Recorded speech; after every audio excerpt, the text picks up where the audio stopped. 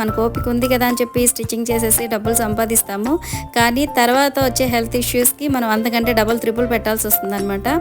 So, అందుకని ఈ stitching చేసేవాళ్ళు మాత్రం కంపల్సరీ వాటర్ ఎక్కువగా తీసుకోండి. అలాగే వాటర్ కంటెంట్ ఎక్కువగా ఉన్న ఫ్రూట్స్ అవి కూడా ఎక్కువ తీసుకోండి. మార్నింగ్ వెజిటబుల్స్ కోసం వెళ్ళినప్పుడు ఈ గ్రేప్స్ కూడా తీసుకొచ్చానండి.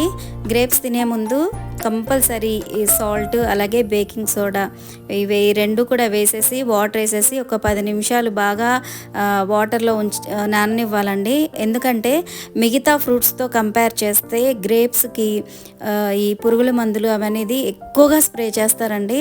సో అస్సలు నెగ్లెక్ట్ చేయొద్దండి. మనం పిల్లలకి మంచిది, మనకి హెల్త్కి మంచిది అని చెప్పి ఫ్రూట్స్ తెచ్చుకుంటాము. కానీ వాటిని జస్ట్ అలాగా వాష్ చేసేసి తింటే మాత్రం మనకి ఆరోగ్యం పక్కన పెడితే అసలు అనారోగ్యం ఎక్కువగా వస్తుంది. సో అస్సలు నెగ్లెక్ట్ చేయొద్దండి. కంపల్సరీ వాటిని ఇలాగా ఉప్పు అలా